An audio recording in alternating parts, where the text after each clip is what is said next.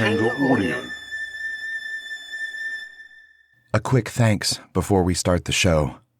Filmmaking Confidential, the book, is now an Amazon.com and Audible.com bestseller. I just want to say thank you to all of you who ordered it and for your support. If you haven't yet picked it up and you want to learn my filmmaking secrets, Filmmaking Confidential is for you. It's available wherever books are sold in most countries around the world. Order by visiting Audible or Amazon. To find out more, check out filmmakingconfidential.com and stevebalderson.com. Thank you. I'm Steve Balderson, and you're listening to the Filmmaking Confidential podcast. In this podcast, we meet with filmmakers, writers, actors, artists, and other notables. Today's guest is Joshua Grannell, who is better known as Peaches Christ. Peaches Christ's long-lost cult film, All About Evil, resurrects this month.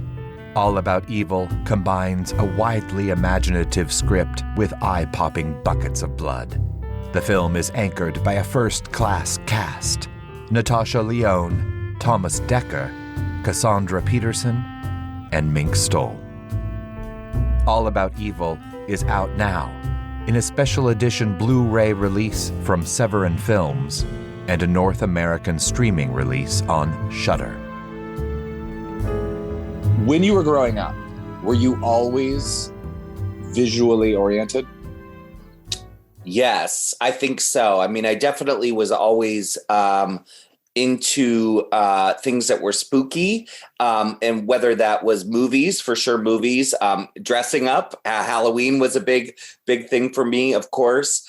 Theater, I was always attracted to performance and theater, and haunted attractions, from the time I was a little kid, So I would say that visually, movies, of course, play a huge part in that. But for me, I was always, maybe it's mostly storytelling and spectacle. I was always interested in that. And were your parents supportive? At the time, as a kid, I think I wanted them to be even more enthusiastic. But now as an adult, I realize, like, oh, my God, I was so lucky, because I was interested in all these things that they did not understand, nor were they very interested in them. And of course, I wanted them to love them as much as I did. But now looking back on it, I'm like, oh my God, they were amazing. They got me like a camcorder, when I was a little kid, and helped me make little movies in the neighborhood. And when I would, do haunted houses and haunted attractions, my mom would dress up in the costumes that I would create, and my dad would take the chain off the chainsaw and be in the finale. And, so they did the best they could. In fact, they were really great. But, with my sister, who was an athlete, and my brother, who was more quote unquote normal, it felt like they better understood how to support them. Whereas with me, they did their best. Where were you in the lineup of children? First. I was the oldest. Me too. Yeah. Yeah. Yeah. That's tough. Yeah. I mean, not always, but the third one gets away with everything. Yes, he did. And funnily enough, I mean, I was always, I think, the obvious queer kid. They I don't think they were worried so much about whether or not I was queer. They knew that, apparently, from the time I was really little. It was more that I was so interested in this crazy shit that they were more like, is he going to grow up to be, Jeffrey Dahmer or Charles Manson? Like, what's the deal with him? My brother, who's also gay, all of us had less suspicion about him, or didn't really know. So I think because I was so outrageous, when I came out of the closet, it was kind of like, yeah, okay, whatever. How old were you when you did? I was old. I mean, I was like in college. So I was like 18 or 19, when I came out of the closet, considering how gay I was before I came out, meaning, age 16, I was borrowing my mother's Volvo station wagon to drive into Washington, D.C. and to Baltimore to go to gay nightclubs. And I was open about it. I just never came out of the closet. I would say things like, yeah, the dance music is just better. The DJs are better. I was like, I took my sister, when I was 16 and she was 14, I took her to see the Pet Shop Boys. Like I realize now I was the gayest kid you could possibly be without being out of the closet. That's amazing. I didn't realize it at the time. It's more of a retrospect thing. Like, holy shit, I was fooling nobody. When you went to Baltimore, did you ever cross paths with John Waters or Mink Stole back then? No, and I always wanted to. My friends and I would obsessively, stalk them. We would go to places where we thought they hung out. We looked for them because, of course, growing up in Maryland, like when I would see John's films, any of his movies, I would recognize the places where they were shot because, I grew up with my relatives all lived in the city. So, I'd be like, oh my God, look, Tracy Turnblad's house is near, Aunt Trisha's house or whatever, so it felt very close, but they also felt like they were so mystical in a way, like we never saw them. Of course, if you lived in Baltimore, you saw them all the time, What was the first John Waters film you saw? Hairspray. I mean, I think my memory of it is that Hairspray was being made, and in Maryland, that was the a huge crossover movie for him. Where I remember being like in junior high and like Entertainment Tonight doing a thing on Maryland filmmaker John Waters, and showing like Divine on TV, and me being so completely fascinated. Like what? I mean, I didn't know who, the other people in the movie were. I didn't even know who Divine was, but I knew that I had to find out everything I possibly could about this person who was playing a mother, in this movie that took place in Baltimore. And then, of course, when the movie came out and we were allowed to see that one, it was just so great and so wonderful. And from there, of course, I soon discovered at Mom's Video on Kent Island, that there was a whole section of John Waters movies, and that woman running the video store had not a care in the world about renting us Pink Flamingos and all the all those movies at age like 13 or whatever we were when we were discovering them. I had to have seen some of the earlier ones, but the one that really hit me was Serial Mom. Oh yeah.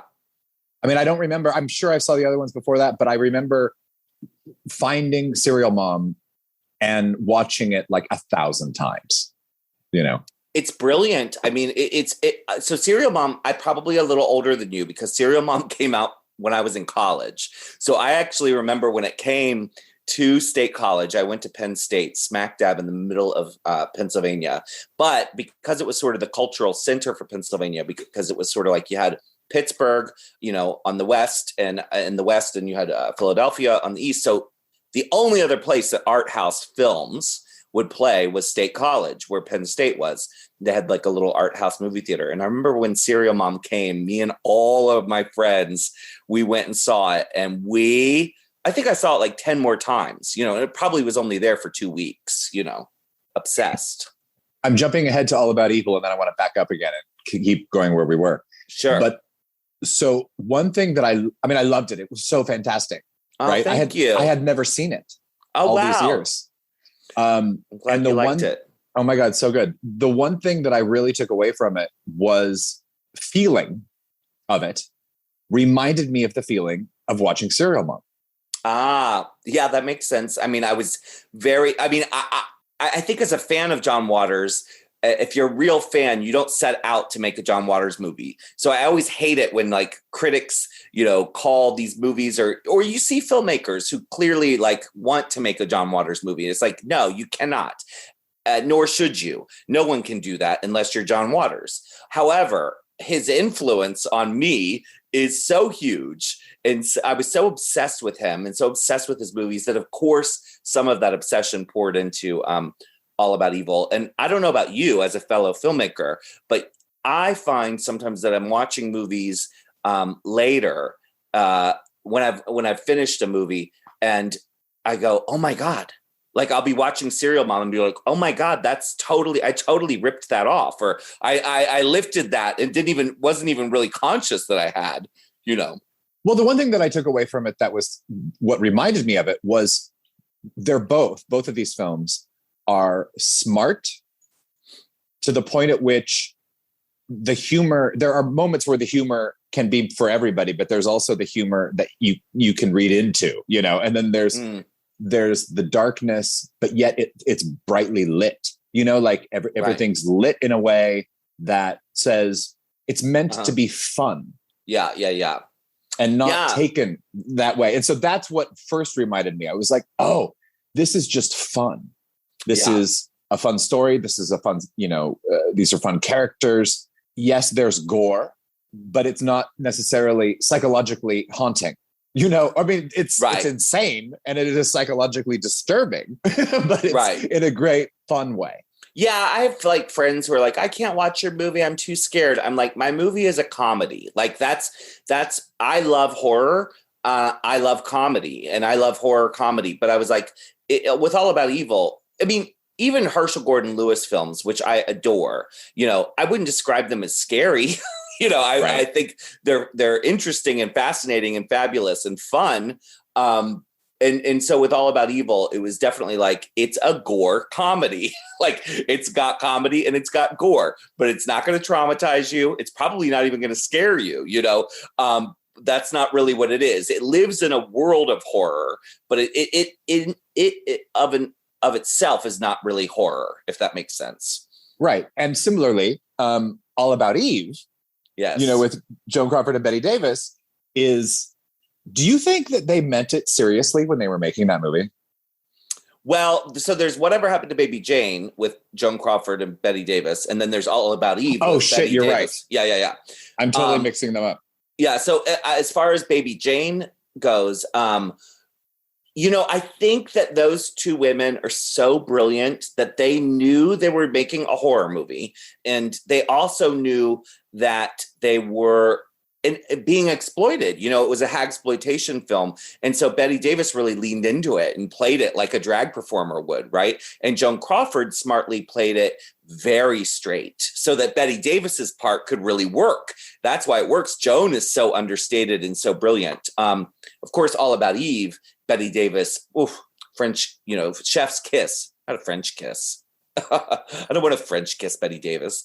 I would like to give her a chef's kiss. But yes, All About Eve, she's just so genius. And to be, truthful about the title of All About Evil, that actually was the third title we had. So what were the others? So All About Evil is actually based on a short film I made back in 2002 called Grindhouse. Mm-hmm. And, when we were raising or trying to raise money. Well, before we were even trying to raise money, we were trying to attach talent to what became All About Evil. So I had a feature film script for Grindhouse, and it's what All About Evil is. It was Darren Stein, the writer and director of Jawbreaker, who was the producer of All About Evil, who took the script and gave it to Rose McGowan to read. And Rose got back to us and said, oh no, I'm already doing something too similar. I'm doing like an over the top gore comedy midnight movie thing. And we were like, oh, that's a bummer. And then as Darren's telling me, I'm like, that sucks. And then he goes, oh, no, that's not the worst part. I said, well, what? And he goes, it's called Grindhouse. Oh, yeah. Yeah. So that was like, one of my first show business fuckovers where you go, don't be too attached to things, And then the second title was actually when I did an event with Herschel Gordon Lewis. He was so lovely, and I fell in love with him. And he was just so I don't know what I was expecting. I think I expected him to be intimidating, but he was so gentle and so sweet. And he was telling me about his theater in Florida called The Bloodshed. And I was like, The Bloodshed, what a great name for a theater. And then I told him about my script for Grindhouse and how I had to change the title. And he said, you could call it The Bloodshed. I said, thank you. That's what we'll call it. So we actually put it up on IMDb as The Bloodshed. And then a filmmaker who I didn't know at the time, named Alan Rokelly, who's a fantastic, horror filmmaker who's, prolific and just wonderful. And I'm such a fan of his now, reached out to me in the gentlest of ways and said, "Hey, honey, you don't know me, but I'm Ellen Rokelly and I make horror movies in New York. And my upcoming film, I've had it titled as The Bloodshed for a few years. And I just saw your announcement on IMDb." And so then do you know Alan? Yes, we know each other, but I don't think we've ever met. Okay. So Alan, for those of you who don't know, because this is a really even more interesting coincidence, also dresses in women's clothes. So, goes by male pronouns, has the name Alan. But if you look up Alan Rokelly and just look at how gorgeous he is, yes, full on Hollywood glamour. So I'm like, if there's anyone else, because we were the only two that we knew of in the genre world back in 2008 or whatever, 2009. There just weren't very many queers making horror movies or trying to, especially queers that did any form of transvestism or drag or whatever you want to call it, right? So it was just like, wait, this person is making The Bloodshed? Like, what are the chances? So I changed the title again. And then that's when it became All About Evil. Natasha Lyonne is so bringing the spirit and ghost of Bette Davis into this, so many times and so many moments that's also why I went to those other places. Oh yeah. When Natasha signed on to do the movie, one of the things that she really enjoyed about the script, well, I have to say, Natasha, when she came and did All About Evil, just like Thomas Dekker, they were already big stars with big teams. Thomas was on the Terminator TV show. And I give them so much credit because no one in their periphery wanted them to come and do Peaches Christ's horror movie, in San Francisco. I give them both credit because both of them read the script, met me, and were kind of like, yeah, I'm going to do this despite everyone telling me not to. And Natasha, one of the things I think that connected her was Natasha had a real love for movies and cult films and exploitation films. And even when I was describing to her who inspired me to write the script, and it's a filmmaker named Doris Wishman, who was an exploitation filmmaker, who in the era of grindhouse movies was a woman who said, hey, why do all these men get to make this exploitative shit and make money off this? I could make a movie like that. So she started making her own gore films and titty movies and worked with an actor named Chesty Morgan who had enormous tits. And Doris Wishman's sort of anti-feminist yet feminist way of saying, I'm going to play this game and I'm going to swim with these sharks is actually what inspired me to create the character of Deborah Denise. Was sort of like, this is a woman who is going to do this, even though she's, technically not supposed to. So I say that to Natasha, and Natasha goes, before I even say the woman's name, Natasha goes, are you talking about Doris Wishman? And I'm like, wait, you know who Doris Wishman is? And then she goes, oh, not only do I know who she is, I've met her. I love her. I met her in Florida. This is obviously before Doris passed away, but that's when I said, oh my God, Natasha Lyonne, you have to do this movie because you totally get it. And so she and I mapped out all the different, actresses that she would be doing throughout the movie. So if you watch All About Evil, you'll see a little Katharine Hepburn, you'll see Bette Davis for sure. You see Mae West, certainly in the scene where she's talking to the detective and trying to kind of flirt with him. And, we basically kind of created an actor's model for her. Cool. She was so great. Everybody was really good. Let's back up. You're in film school. How was film school for you?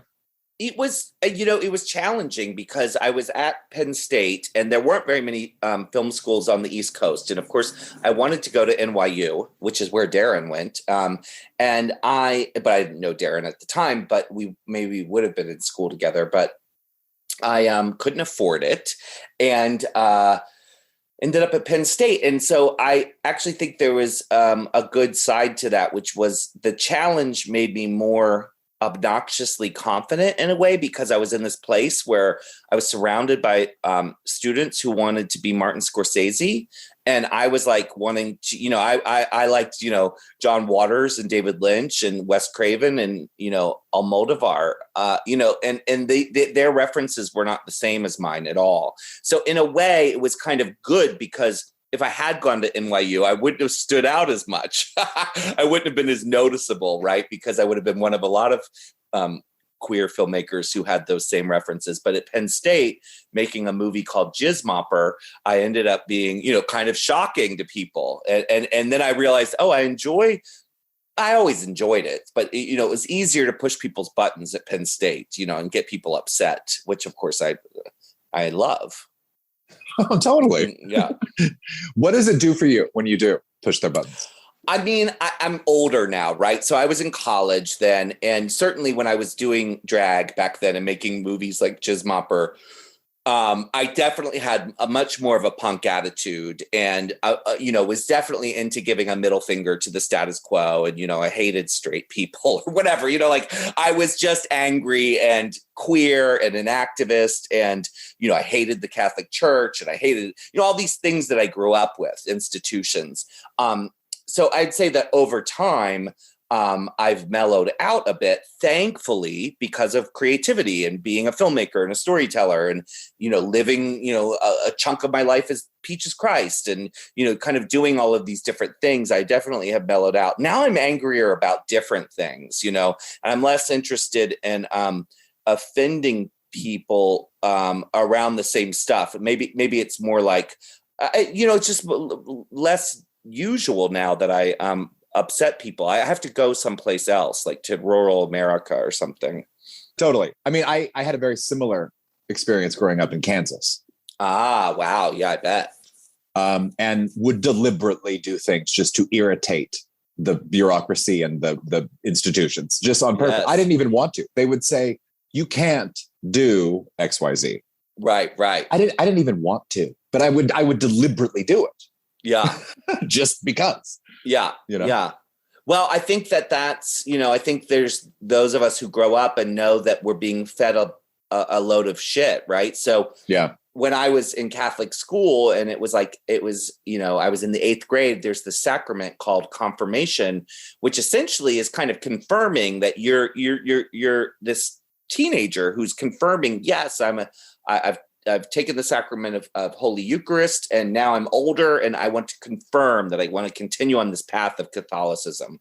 And, every kid in my school, of course, they just do it because it's what's expected of them. But I was the one raising my hand being like, well, what if I don't want to be Catholic, and drove the nuns nuts, and my parents had to get involved and then I refused to be confirmed. And, they would pull my desk out during religion class and sit me in the hallway. And so I was like you, but I also think that that's a good thing, yeah. And luckily I had parents who they did back me up. I've never been confirmed. I went through high school and I was never confirmed,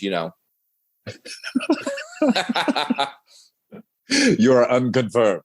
I'm unconfirmed. Yes. That's so beautiful. Okay. So at what point, when did you go to San Francisco?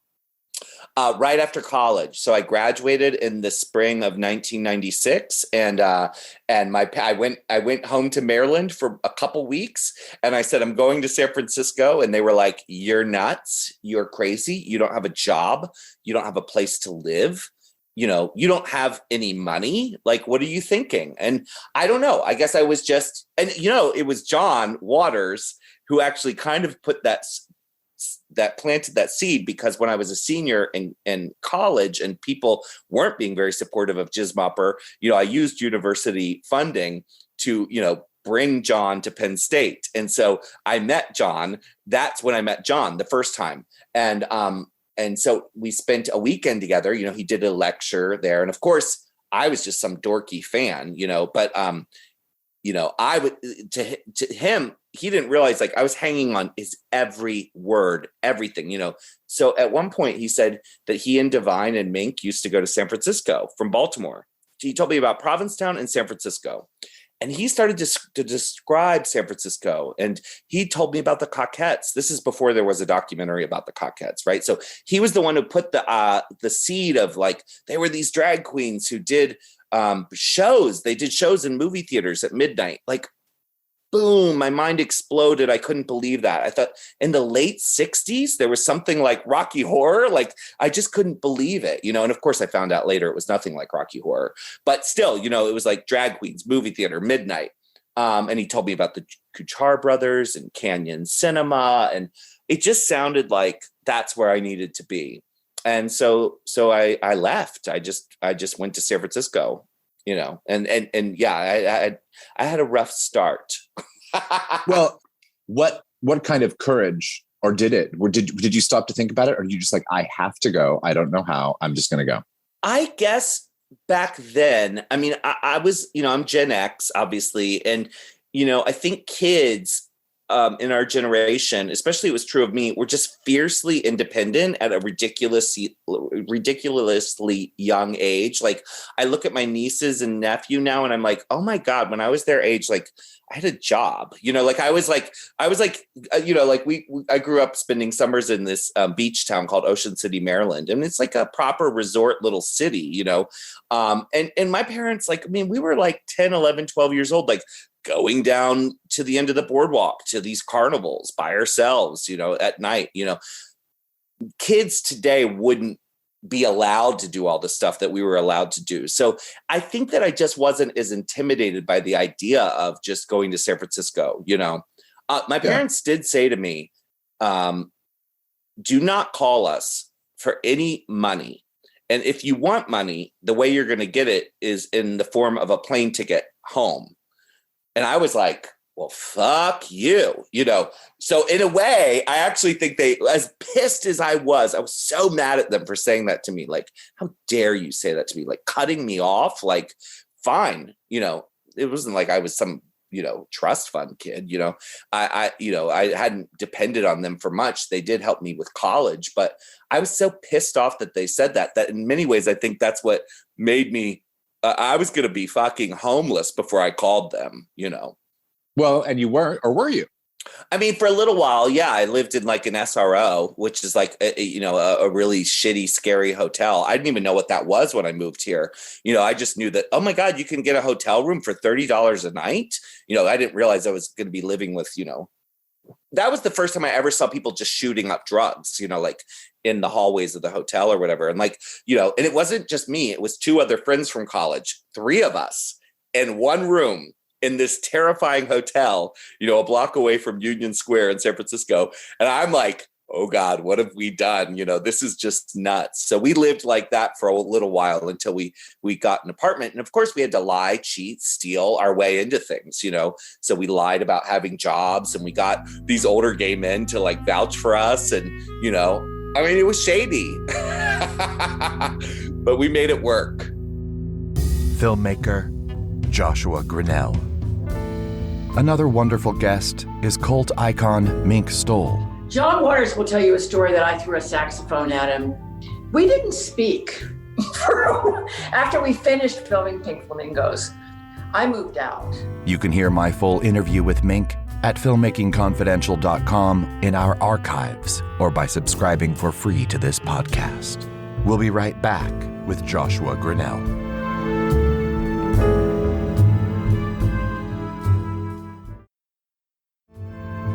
I'm Steve Balderson, and this is the Filmmaking Confidential podcast. I'm back with Joshua Grannell. When did you get the job at the theater? Right away or after? Pretty much, yeah. I started working for Landmark Theaters in 1996, which is so wild. So I saw an ad, but this is so long ago that you looked for jobs sometimes, you know, in the newspaper. And there was an ad for an assistant manager at an art house movie theater, but it was in the suburbs. So I applied for that job and got it. And I bought a Volkswagen Super Beetle, 74 Super Beetle for like $600. And that was probably all the money I had. And I would drive this Super Beetle down the peninsula to this movie theater. And I worked down there for Landmark between a bunch of different theaters for about a year. And then I basically quit because I just could not do that commute. And I wanted to be in the city. You know, I was like performing in the city and it just was hard. And Landmark, because I had done this kiddie matinee series where I you know, programmed all the movies I wanted to see, nostalgia films like The Wizard of Oz and I don't know, The Dark Crystal and, you know, things like that, The Goonies. Landmark really loved that I, you know, had ambition. And so they said, well, hey, if you wait if you give us a few more months, there's this theater in San Francisco that's opening up and it needs a new manager. And that was the Bridge Theater, which I took over at a very, very young age. Actually, every employee at the theater when I started managing that theater was older than I was. So there was a bit of resistance when I started there, like, who the fuck is this kid coming in who thinks he's our boss, you know? And it was an art house movie theater, so the people were really smart and cynical. And then a year after that, in 1998, so I took over that job in 97, and then in 98, I started Midnight Mass. It was so brilliant. Tell people who don't know what Midnight Mass was.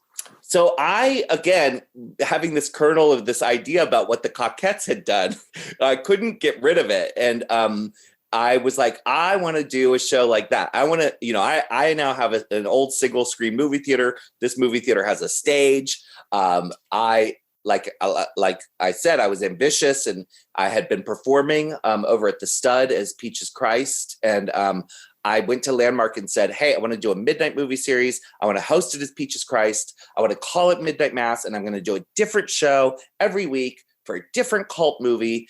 And they said, you're crazy. Like, there's no way that would ever work, because midnight movies really had become a suburban phenomenon. Like Rocky Horror and typical midnight calendars were doing well in college towns and in the suburbs.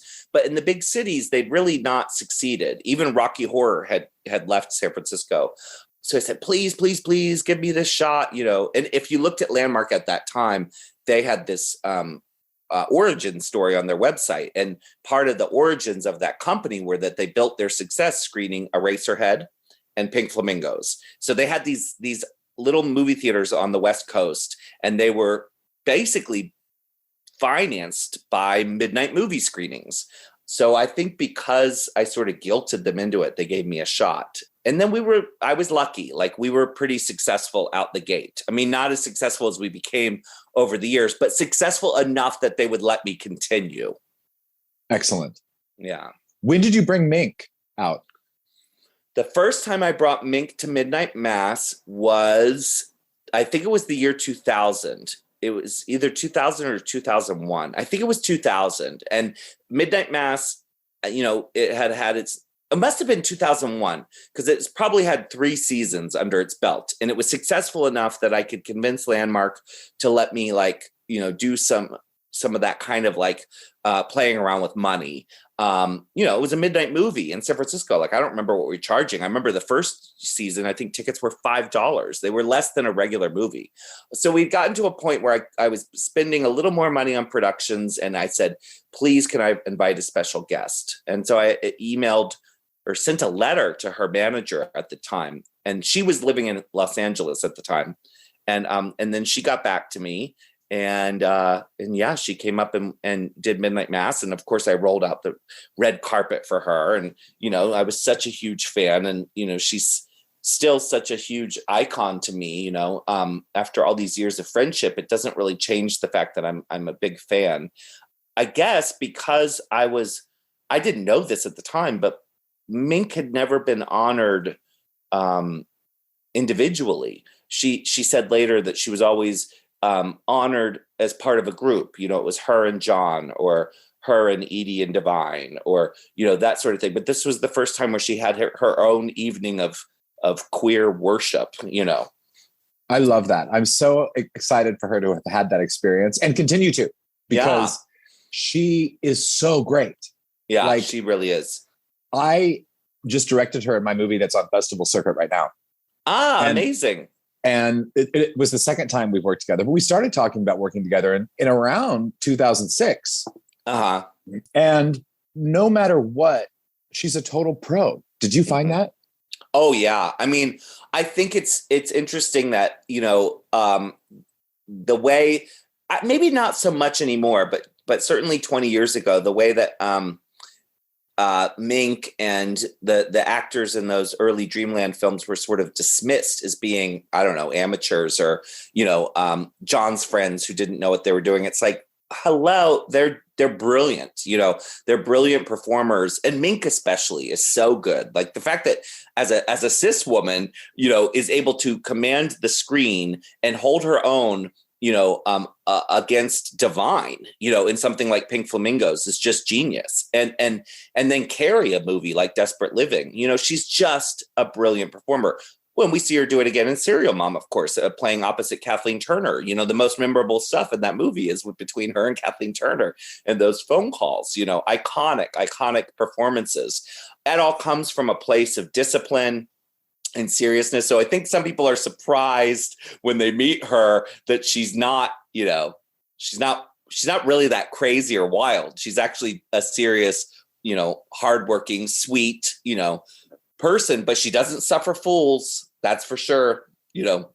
I've seen some fans go a little too far with her, and she will put them right in their place. It's so good. When I had her on this to talk about not only working together, but everything else, I said, well, you're just not somebody who throws things. And she said something like, oh, I have, or whatever. And I was like, oh, because I just haven't seen that part of her. But, and on that note, let's talk about this, because I read or watched you say something, or somebody else, about the tone that you keep on set, being really positive, and there's no problem. I mean, even if there's a challenge, it's always like in a good-natured, fun environment. Is that true?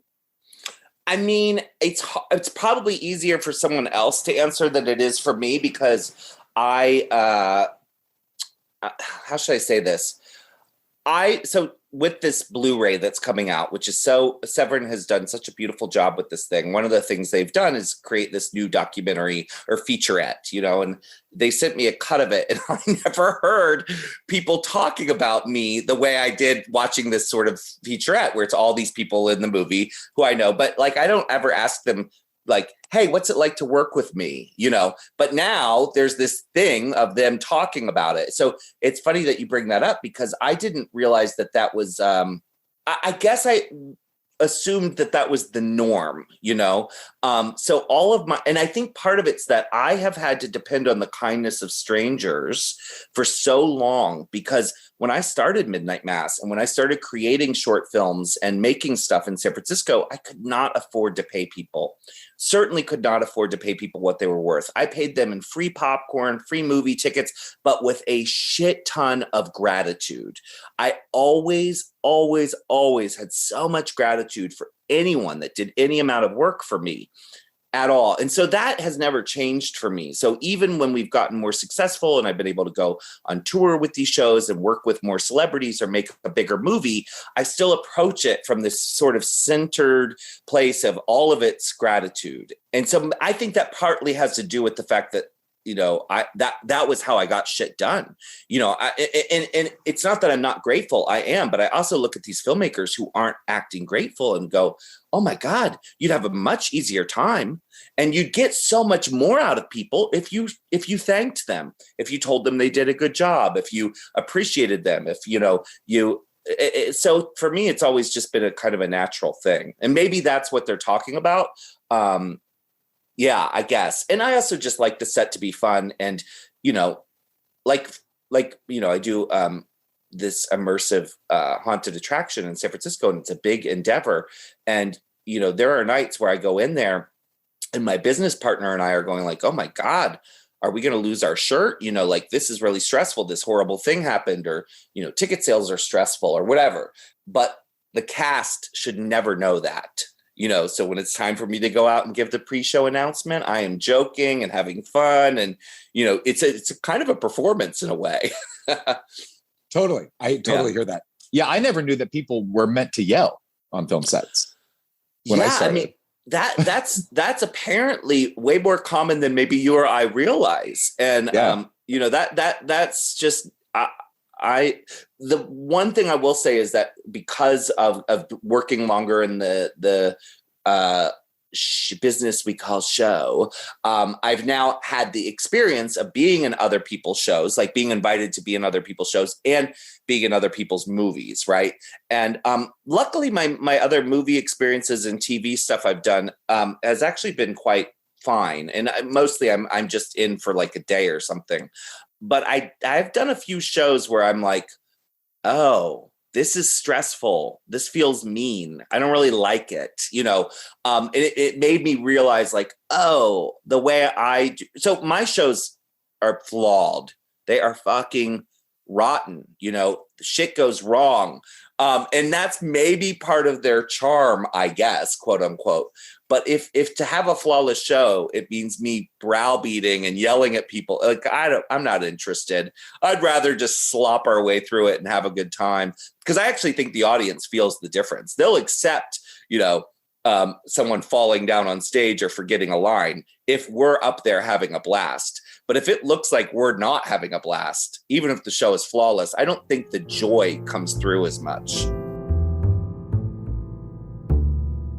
Okay, so of course I'd been doing Midnight Mass for all those years, and I knew that All About Evil, it was always designed to be a niche film for a niche audience. That's what I do. That's what I specialize in. I mean, even in the gay community, I'm niche. I'm niche within the drag world, so it's like I'm niche within a niche within a niche. So I knew that like this movie would be best presented in sort of this sort of, William Castle spirit in which it was made, and so I had this. It's to go even back further.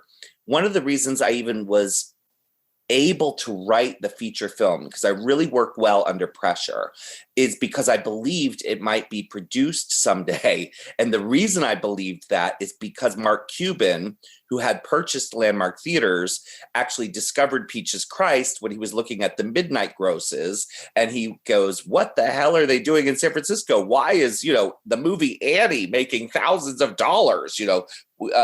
We should book it here. And they're like, no, you can only do it there because that's Joshua, who's Peaches Christ, and it's Midnight Mass. And so Mark actually ended up calling me on the phone and talking to me about doing a TV show for his HD network, which we did.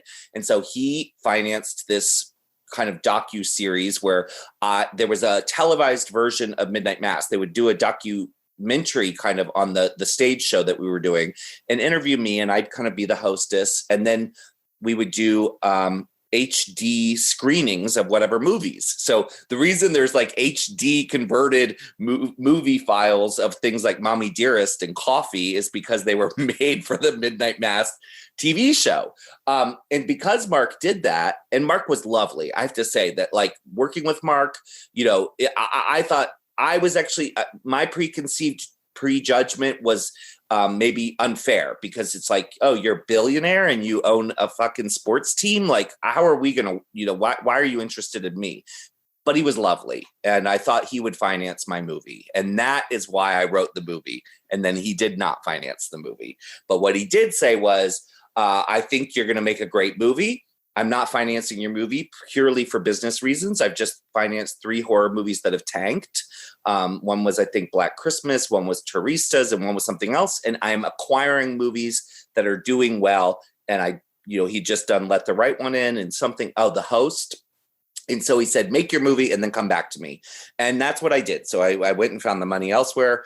And then I went back to Mark and Landmark Theaters and said, this is what I want to do. And I think that's why. I think I did. I mean, I had my foot in the door. I'd worked for the company for 12 years at that point, Totally. I love Mark Cuban's story. I don't remember where it was that I heard him talking about it on a podcast somewhere, but just he is the ultimate underdog and always has been.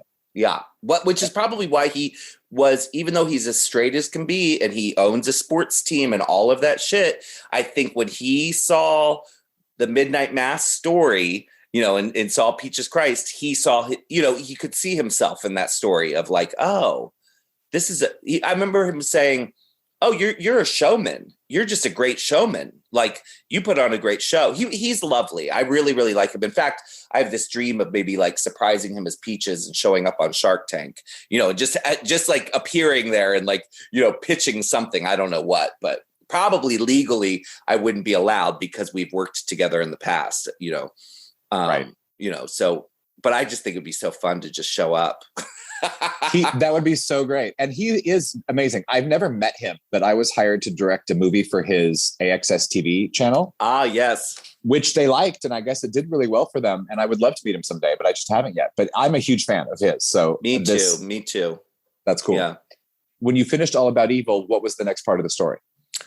So All About Evil was made in 2009. By the time we were putting the movie out, due to the economic collapse of 2008, the entire indie film market, as we previously knew it, was destroyed. So the way you would take a movie to market at Sundance or Toronto or wherever and sell it for a certain amount of money, that didn't exist anymore.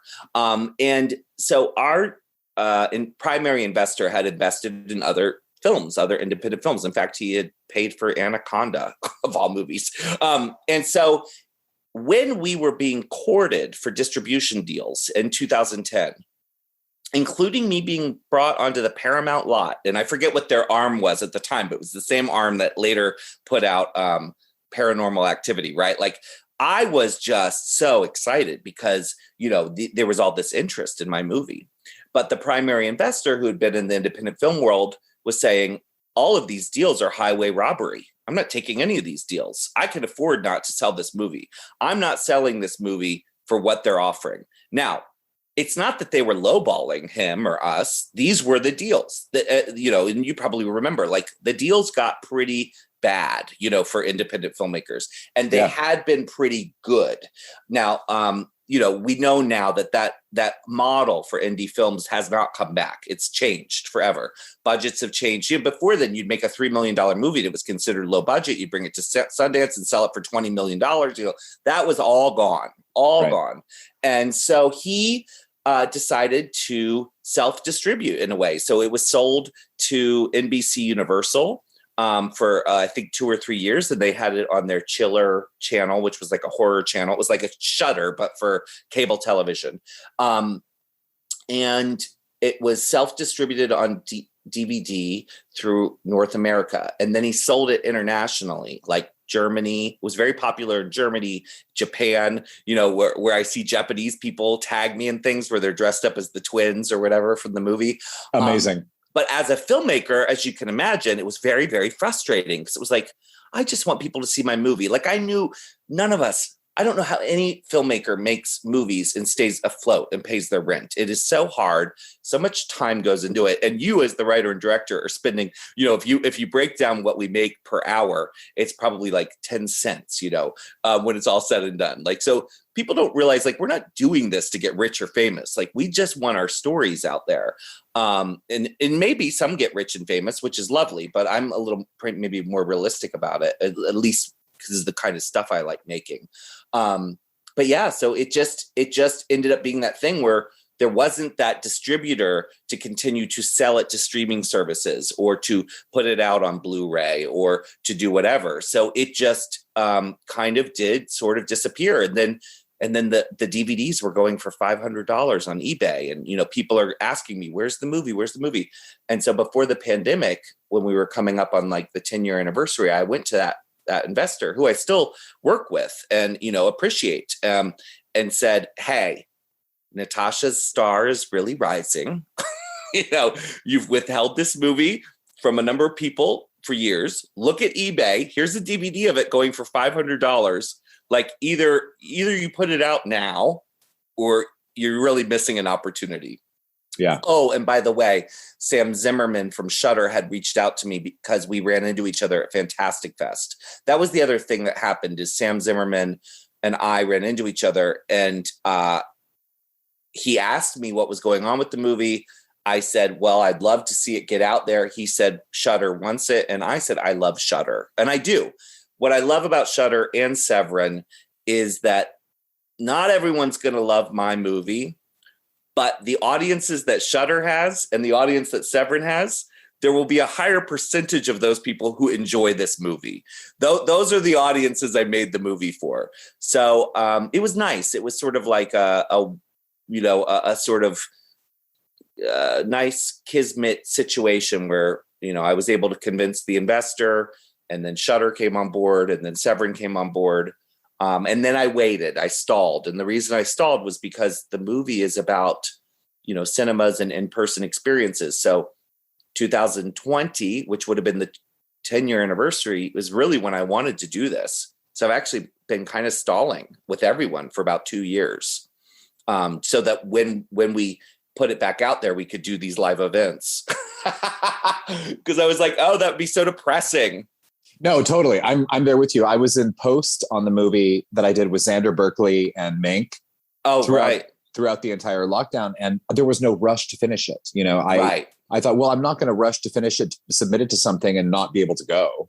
Yeah. I mean, it's so, I think those of us who are filmmakers love screenings. We want to see our movie on the big screen. And I mean, I love what's happening with streaming content and how good it is. And Lord knows I'm a connoisseur of all this stuff, but I'm like Mark Cuban said, I'm a showman. I want to go out and put on a show with it. So, so it's all kind of been building up to this thing. And then quite frankly, I would love to make another movie. I've gotten to the point now where I'm like, as a performer, I'm not getting any younger. And as a storyteller, I'm realizing like, okay, I really love the immersive haunted attraction I'm doing. I like doing the pizza shows, but I have to say the touring, as hard as making a movie is, and I know it's very, very hard. As hard as that is, it actually was getting to the point where I was touring so much with the different stage shows as Peaches that I was like, I need to actually do something easier. So maybe I'll go back to making movies, which sounds insane, but it was like, it was just getting to be too hard. And also I have a partner and I was never home and, it was just, it was too much. So the pandemic actually was this, I wanted to slow down a little bit, maybe not that much, but the pandemic gave me this sort of opportunity to go, okay, what do I want to do when this is over? What excites me? And definitely making another movie excites me. And so I'm hoping that by getting All About Evil back into the world, it's sort of a reminder to folks, investors or Shudder or whoever, like, oh, right, that crazy satanic bitch can make a movie. Right. Were you ever overwhelmed directing any of them? Yes. Yes. I mean, I will be upfront and say that Cassandra was stressed. And so I was stressed because she was stressed. And it's odd to think, I mean, especially if you read her book, she lived such a harrowing life and she's such a strong performer. But, I get it. I had asked her to do this thing and she had avoided it, for a long, long time. And so what I mean by that is like, she had not appeared out of Elvira drag in a movie since Pee-wee's Big Adventure, which she also did for a friend, and that was for Paul Rubens. But she was much more used to appearing as Cassandra Peterson when she did Pee-wee's Big Adventure. By the time we did All About Evil, she had 20 years of not appearing as Cassandra, literally, on screen. And she was used to having a teleprompter. She wasn't used to memorizing lines. She wasn't used to, working opposite a serious actor like Thomas Dekker, who was coming off, playing John Connor in The Terminator. But she was fucking amazing. She's just so talented. And of course, all that stress was totally silly because as soon as, I would yell action, there she was being a mom and she was perfect. She was so great. Yeah, she's so good. And the twins are just amazing and lovely. And Natasha is completely intimidating. And I say that with love, she's so smart, so talented, so funny, like so clever. When you're working with Natasha that you're in the presence of someone who's just, got that thing, star quality, and is just really, I just really wanted to, I knew that she felt like the weight of the movie was resting on her shoulders. And I knew that she understood that we were walking a very tight line between the pathology and the comedy. And so she was relying on me to sort of help navigate that. And so I did feel pressure. Yeah, it was stressful, as you know. They're counting on, I'll say this. This is advice I got from John Waters. And I used it for sure. And I'm sure you can relate. It doesn't, and I tell young filmmakers this, it doesn't matter whether or not you know the answer. Don't ever let them see you struggle. Meaning, if the art director comes up to you and says red or green, you just say red. And if you don't know, you choose one, but you act as like because they are all counting on you to lead this thing. And what my experience has been is when I've been on sets where maybe the director's not as confident or not as much of a leader or whatever, that's when, you get whispers of, what are we doing here? Does this person know what they're doing? So John was the one who was kind of like, yeah. Always act like you know what you're doing, even if you don't. So it's so perfect though. It's true. It's totally true. It is true. And of course we're artists. So of course you're second guessing things in your head, but on a movie set, you don't have time to sit around and think about things. You just have to make a decision and hope you're right. Ladies and gentlemen, Joshua Grannell, Peaches Christ. Tune in next time for more Filmmaking Confidential. It is totally free to subscribe, and when you subscribe, you'll get upcoming new episodes automatically. And you'll have free access to all our past shows. The Filmmaking Confidential podcast is a production of Dekenga Audio and produced by myself and Ella Spencer. Our original theme music is composed by Kevin Robles. For more of the Filmmaking Confidential podcast, head over to filmmakingconfidential.com. If you have a question about filmmaking you'd like me to answer on the podcast, send me an email using the contact form on the website. To learn more of my filmmaking secrets, be sure to pick up a copy of the book, Filmmaking Confidential, available on Audible, paperback, and ebook, wherever books are sold. I'm Steve Balderson. Thanks for listening and spreading the word. Until next time, keep making, keep doing, keep going.